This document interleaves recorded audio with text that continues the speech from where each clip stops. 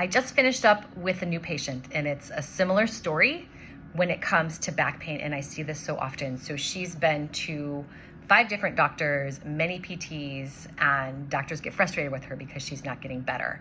And she's had injections, she had a procedure done to a tendon, surgery's been thrown out, which they changed their mind. So no one really knows what to do with people with back pain. And often the point of this is often we're looking in the wrong place. So she has pain in her right glute deep. What feels better is deep massage and heat. So as soon as I hear that, there's deep pain on the butt. Hey, there's the sciatic nerve. Why is that sciatic nerve irritated? And people are working on it directly, which that's nice, it's comfortable, but that's not the main problem. So we talk about who are drivers, we talk about victims and perpetrators, who's the painful area, but often that's not where we need to treat. So as this woman presented, her pain had begun a couple years ago when she was struggling with sleep. So this is a significant issue, especially for all of us. Sleep is so important. So when pain is getting in the way of sleep, that's high priority for me and for everybody. But back to why. So why is she still having pain? She's been through all this treatment. What's going on? So as she presented, we look at her as a whole person. We look at her from head to toe, and we can't just look at that microscopic area. As I told her, I said, I look at you macroscopically. I look at how you move, where you move well, where you're not moving well, where you're compensating. The whole concept of trauma, insult, surgery, and compensatory workarounds, if you will, to keep somebody moving. So in her case, the biggest area that presented to me was big kyphosis. And what's that called when you have bone loss? Bone loss. I forget the name of it. Anyway, so that she shared that with me. I'm curious what happened. Is there a car accident? Why is there so much kyphosis here? But as she went to walk, her pelvis moved better than I thought it would.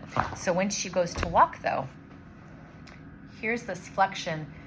This whole area is very stuck. So there's multiple vertebrae that don't move well. So she's going to move, and the body would prefer to have this motion occur through the entire spine. Well, it doesn't. So what happens is as she goes to move, she's a swimmer. So here's lots of arm movement, rotation around. And here's a big area, 3, 6, 9, 12, 15, 18, say for example, maybe 3 degrees or so of rotation and some extension that she does not have. So she's going to swim, she's going to walk, and we're stuck here.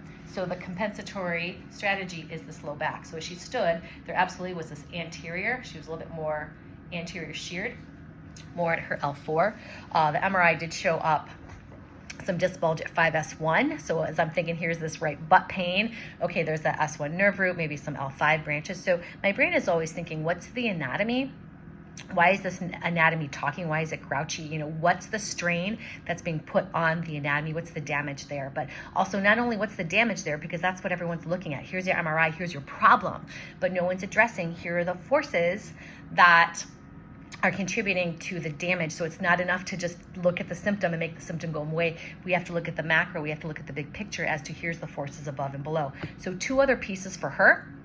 So number 1 was this upper back, this kyphosis that we're going to start to work on opening up through the pericardium. It's not stretching. Stretching is like a knot in a rubber band. So I'm going to teach her how to mobilize. We're going to work breathing inside out. I'm going to work structurally on the pericardium and the lungs as we talk about what's inside the container. The other 2 pieces for her was way down at the bottom. We got into tailbone. I said, you've had big old falls to your tailbone. So she remembered them when she was skiing. So what happens below, she's got compression. So significant compression of the tailbone into the sacrum. So just rigidity. So anywhere in our body, even bones should not have rigidity. We need ease of movement.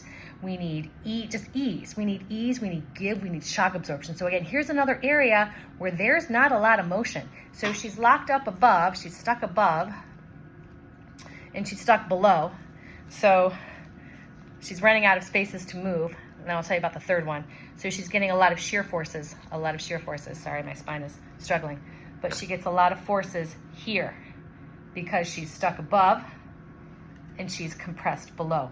Throw on one more significant piece. We've had surgeries in the front. We've had gallbladder removal. We've had C-sections, and we've had procedures to the ovary. So now we throw on some scar tissue in the front of the pelvis. We don't, we're figuring out how deep that scar tissue goes. The uterus is right here. There's a direct attachment of the uterus to the sacrum via the uterosacral ligament. So from incisions, right, that webby fascia gets stuck down and things don't slide and glide well. We've got scar tissue, we've got adhesions, fascial adhesions, that when she goes to move, we get tug of war. So as I treated through some of those deeper, we go inside the container, right? What's on the front of the back, we have to address that.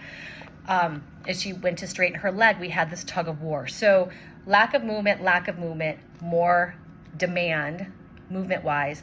And then on top of that, we had this fascial soft tissue restriction of the uterus, lower small intestine, peritoneum is what we got into. So that was the work that we did on day 1. We cleared through that. She did have positive neural tension on the right side, 45 degrees. So that tells me that nerve is a little hot.